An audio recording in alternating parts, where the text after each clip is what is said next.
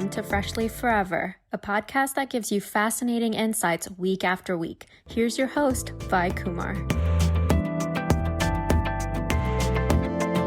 Welcome to another episode of Podcast Freshly Forever. Today I have the honor of interviewing Dr. Jarrod Spencer. He is very passionate about improving the emotional health of athletes and business leaders.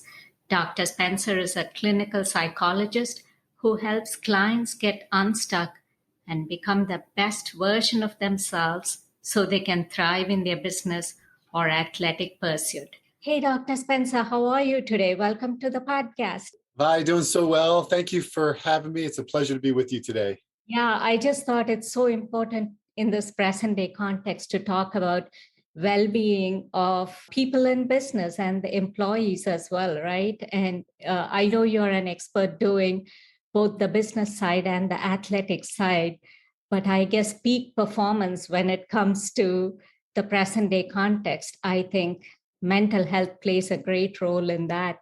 So what do you think are the crucial factors impacting businesses today? As you alluded to there, it's really mental health. We have got to do more to equip our employees in the business world with the skills, the mental tools in their mental toolbox to manage the anxiety and pressure and stress and insomnia and challenges that we have today. We've got to equip them to deal with the emotional side of life. Mm-hmm. Okay. You said anxiety there. Makes me want to ask you, how much is fear of the unknown playing into people's lives? I think we have lived in this pandemic world for the past couple of years, and we still don't know if we are completely out of it, right? Well, for sure. Yeah. I define anxiety as the fear of the unknown, right? That's an oversimplification. But what we are saying is that when our thoughts go a little too far into the future, we can feel worried or frustrated or maybe even overly concerned or essentially anxious. And so anxiety is when your mind goes a little too far forward. Depression could often be when your thoughts go a little bit too far, too long in the past. Mm-hmm. And so right now we live in a time and place in history where we just don't know what tomorrow is going to bring. That's been one of the major aspects of the pandemic. Now, I don't see that as all bad. And the reason I say that is because I think we were living too fast, too far in the future. And so by bringing life back to the here and the now, let's just focus on today. Let's just focus on this week, this weekend, and then we'll see what next week or next month brings. I think there's some degree of benefit for that. Having said that, anxiety is at an all-time high right now, and we've never seen anything quite like it. Okay. And how significant then is resiliency and confidence in the context of the current situation? Is that something, if we give enough impetus to, that can, possibly bring about a shift? Well, adversity breeds resiliency. And for those individuals that have gone through some type of adversity in their life, what we're seeing during the pandemic is that they actually have a skill set to manage the pandemic a little bit better because they know how to manage adversity. But there are a lot of people whose lives have been pretty good and they didn't really have that same set of tools in their mental toolbox to manage the adversity. They don't have the same type of emotional resiliency. And quite frankly, they're struggling, they're suffering. Mm-hmm. Now, that being said, even those most resilient people out there, some of the physicians at hospitals who've been caring for people struggling with COVID, there is a limit for resiliency. And people do experience that mental fatigue, and consequently, everybody needs a break. Mm-hmm. So, yes, resiliency is one of those hallmark characteristics during this pandemic that has been really vital, but it's limited. Yeah, I know. I mean, there's only so much that one can do, right? Like we all are not superhuman. We are just human. And right? I guess it's so a great true. Reminder. So how best can one develop these then? I mean, what is it that one can cultivate, and how is it that experts like you can help, say, individuals or businesses and their employees thrive? Sure. By, addressing this situation? Well, there's really two paths: the outside in head knowledge and then the inside out kind of like heart knowledge. So when somebody works one-on-one with an individual and they look within and they talk about their own feelings and their experiences and the complex interpersonal dynamics, we really learn more about thyself, and therefore we can heal oneself and develop the necessary skills to manage life a little bit better. That's one half. The other half is the outside in, really head knowledge. As I record this with you, I'm standing in front of a bunch of books here, and those books are really like resources that if an individual were to develop resiliency by studying and reading and learning and watching podcasts and listening to all kinds of speakers out there, there's so many things that they could do to really equip themselves with knowledge. And that's another way to develop resiliency. Okay. And your signature message, clearer mind, better performance, right?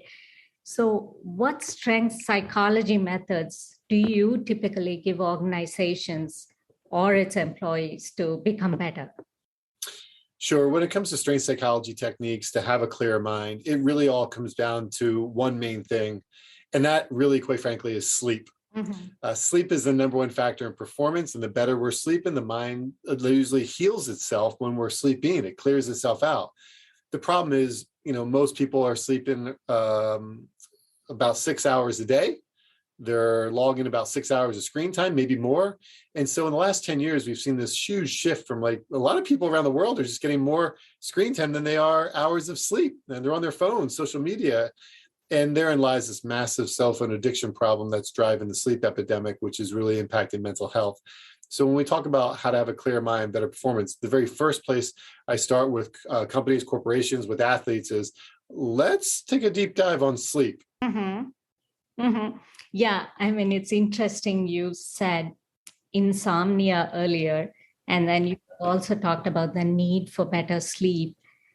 Makes me, again, want to ask this and say this as well. Is it a matter of you and me taking to, say, a forum like LinkedIn or somewhere and bringing this up for it to, change for the better? Because the work culture overall seems to be completely immersed, especially in intergeographic companies, companies that operate globally.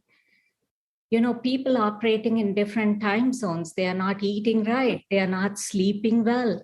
So how do we bring about this cultural shift? Because when it's dinner time somewhere, people are still on calls because the demands of work and their situation, calls for it, right? So how do we bring about this change, Dr. Spencer? You're asking a question that I don't have the answer to. The truth is, this is really, really complicated and really hard.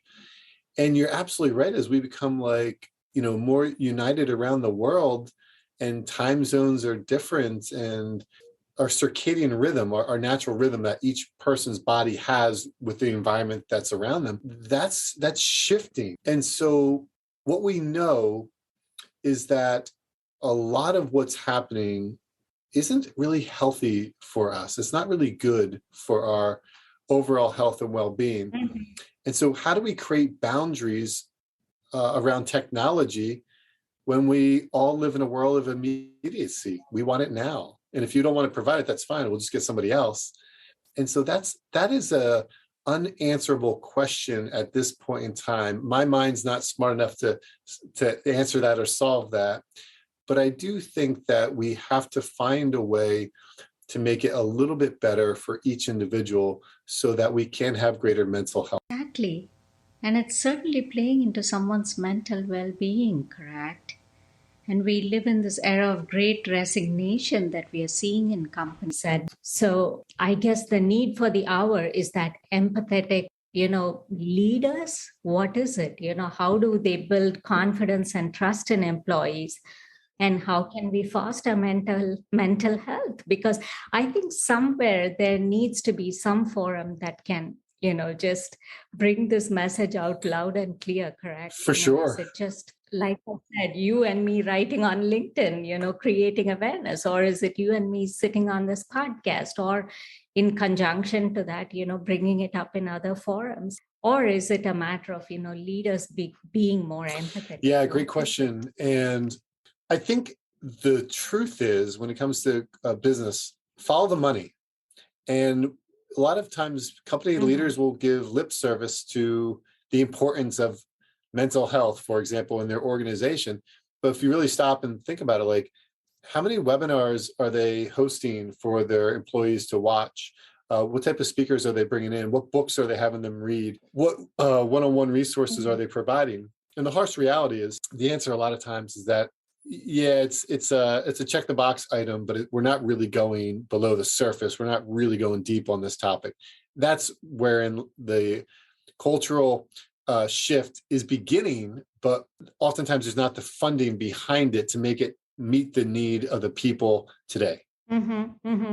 What other tools then can help employees? I mean, I guess one is companies themselves and leaders themselves have to bring about a cultural shift.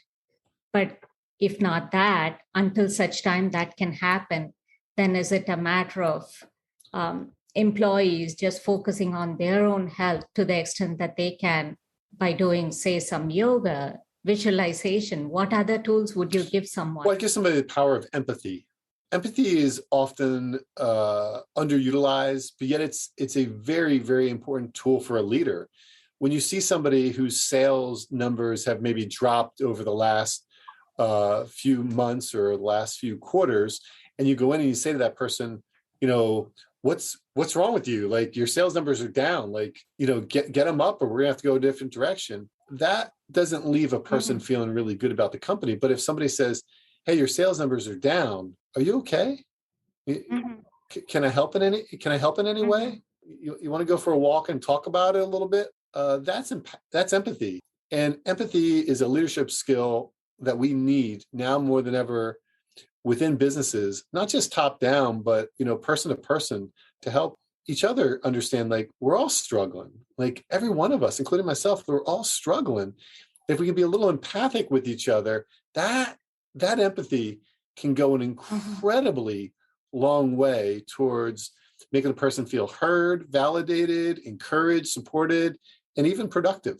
Okay. So again, it's an intertwining, and that helps build trust, helps build confidence, and probably that can in turn relate to someone becoming more resilient, correct? Yeah, absolutely. Okay.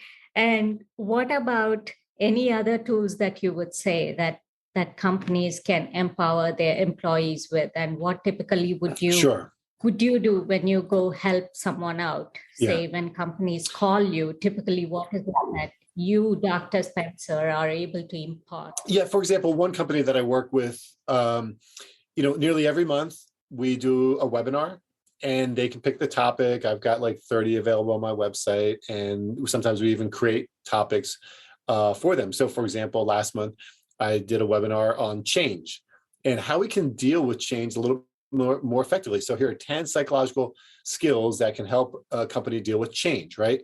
So change management, because the world's changing so fast, is an important concept. And so if we could instill like the skill of managing change, or for example, how do we shift out of negative thinking when we're really feeling negative, pessimistic, and down, we're a little hard on ourselves? How do we actually get back to a more positive mindset, a more optimistic mindset? Like, those are literally like skills in the sports world that I teach. So very important for an athlete to be able to say, hey, we're getting beat, but we need to rebound and play better. How do they do that? And so explaining, like, for example, with that, like, there are 15 thinking patterns that we all tend to use. This is kind of classic cognitive psychology.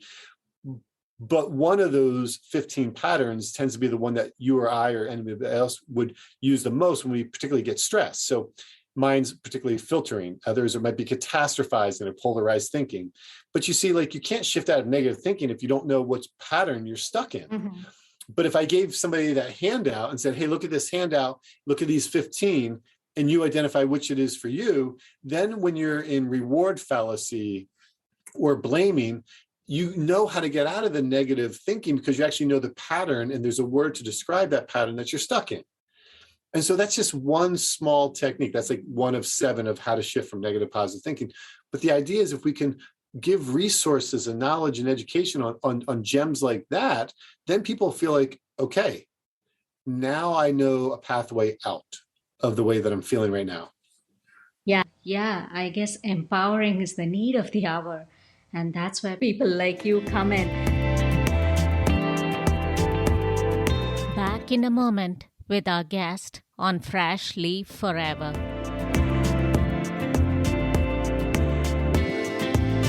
And you mentioned athletes, and I know you are, again, very, very adept at working with athletes.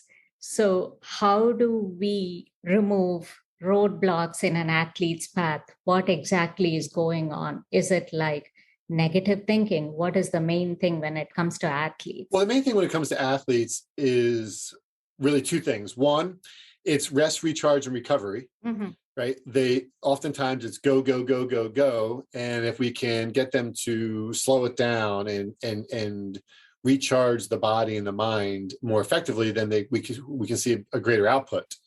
The other for athletes, quite frankly, is a lot of athletes, professional athletes in particular, they're younger. They might be between maybe like 18 and 28. And quite frankly, a lot of them are struggling with relationships. And so they're dating and they're exploring and they're meeting new people. But sometimes those relationships can be complicated. They might not want to talk to a parent about that, or maybe cry to a friend about it, but they might talk to a sports psychologist about it. So when it comes to athletics, relationships and rest, recharge, recovery are two of the most important topics to help them with the path ahead. You brought up recovery. I'm the parent of an athlete myself who is a Division I collegiate sport athlete. How much, again, is culture playing into all of it? And where do you think the struggle lies in terms of emphasizing and giving the athlete enough of a chance to even recover well? Well, we're simply not. We're simply not giving the athlete enough chance to recover very well, and particularly here in the United States. Very nicely pointed out the go, go, go attitude, right? Yeah. It's go hard or go home, and if you don't want to do the work, can be somebody else. Interestingly enough, a big part of that was actually driven by Malcolm Gladwell's book Outliers. In that book, it talked about the 10,000 hour rule. This book came out about 10 years ago, and it really basically said, like, to be an expert in something, if you invest about 10,000 hours, you'll actually become an expert in it. And so many people erroneously took that to the sports world and said, well, if I want to be a great athlete, I just need to do 10,000 hours of that sport as fast as I possibly can, kind of like Tiger Woods' dad did, Earl, with his Tiger. And then that athlete would be then an expert. Here's the problem. According to this wonderful book here, I'll show you this book right now. It's called Rest. Mm-hmm. And so according to this book here, Rest, it talked about that study. Well, Gladwell forgot to mention that it was 10,000 hours along with significant rest. Mm-hmm. So you just can't work. You have to work, but have significant rest. And therein lies the problem in the sports world in America, for sure, many places around the world as well, that we just have this mentality of like, just keep pushing. But the reality is, we now know that a massage, a sports psychology session, floating, hydration, all these ways to rest, recover are so very important to high performance. But that message is slow to creep into the college culture and the high school culture. It is in the pro culture. They understand the value of rest, recovery, but it's not at the lower levels yet. Mm-hmm, mm-hmm. Again, a cultural shift is something that's highly necessary, correct, to enforce that change? Yeah, but just like moving a big ship in the ocean, you can't turn around very quickly. But is that then the cause of all this anger and frustration in athletes also? Whatever you see when they are on the field, they are trying to perform their best. No one wants to underperform. That's never their goal. I guess every athlete wants to succeed. Well, there's truth to that, but I think a lot of the truth also goes much deeper in that a lot of athletes today have had overbearing parents who were a little bit way too into their sports, and consequently instilled a high degree of tension and stress. And in fact, you can come to any youth sport with me this weekend, and what you'll see is the kids have a great time out there. It's the parents on the sidelines that are just way too emotionally charged. And that is translating. As a sports parent myself, I could always see that. Yeah.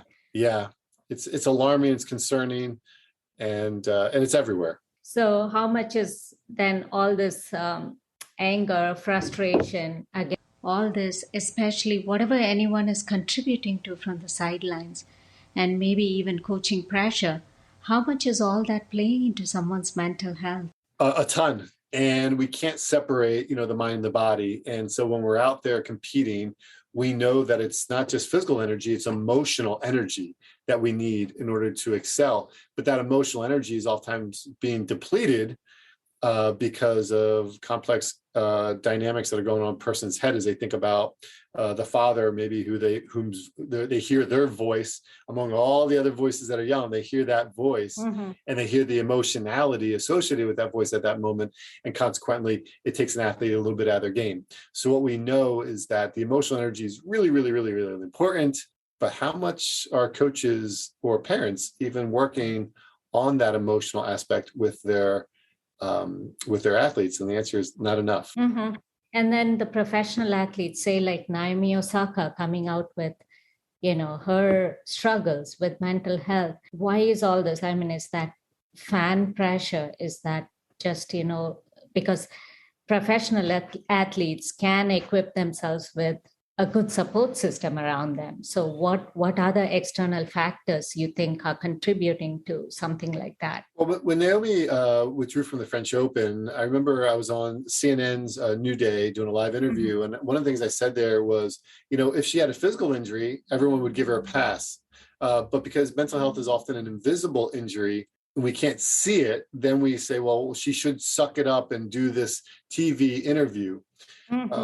Media is really hard because everyone has access to any athlete now because of social media. So that with that direct access, people can express themselves. And despite many people's ability to try to not look at that, the reality is some of that gets through, or people say like, hey, did you see this? We heard that. And just like a water dripping on a stone, like after a while, it's going to leave a mark in the stone. It's going to make an impression. And learning to manage media and then negative implications on that, on emotions, is something that's a skill set necessary for young athletes. And somebody like Naomi Osaka, clearly, she's struggling at times. Give her a lot of credit. The world rallied around her. It's tough to be in that situation. And so we could really all be a little bit more empathic to her and everyone else who says, look, man, I'm not okay right now. What other aspects you think around an athlete or something, that we often overlook, and that which can bring about a positive shift to their mental health? Yeah, it's a really great question. And I really think it's faith. I think spirituality.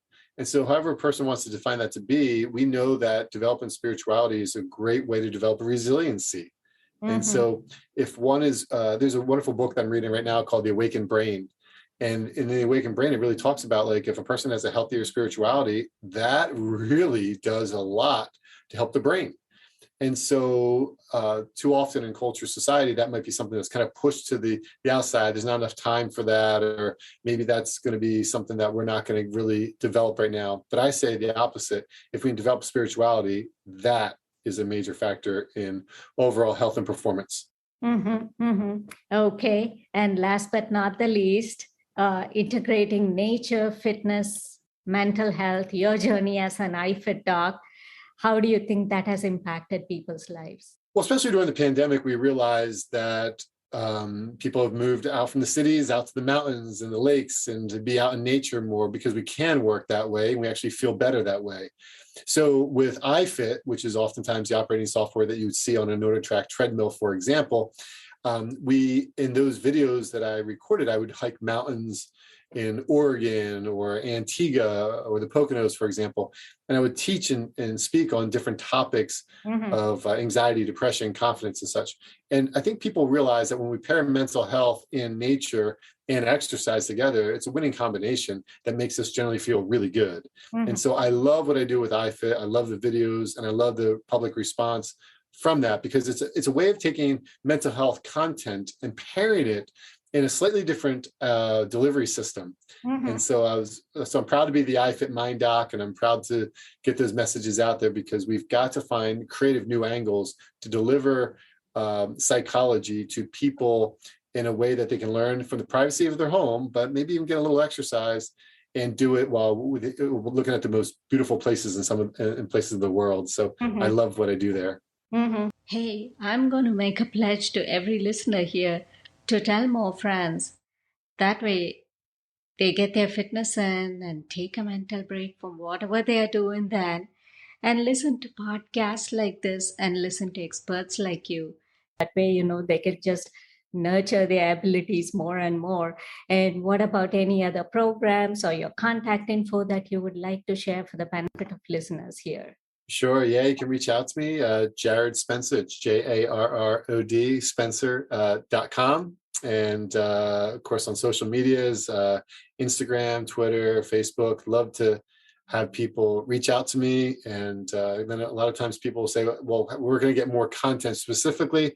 On Amazon, you can buy my book, Mind of the Athlete, Clear Mind, Better Performance. Even though it's written for athletes, it relates to everybody.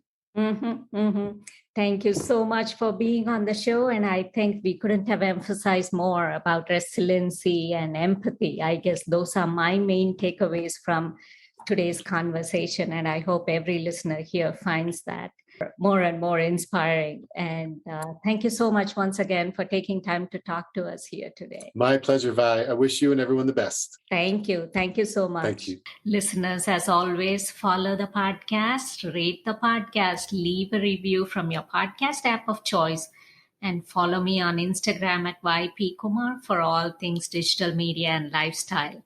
I'll see you back again with another interesting guest and another interesting topic. Until then, it's Vi saying so long.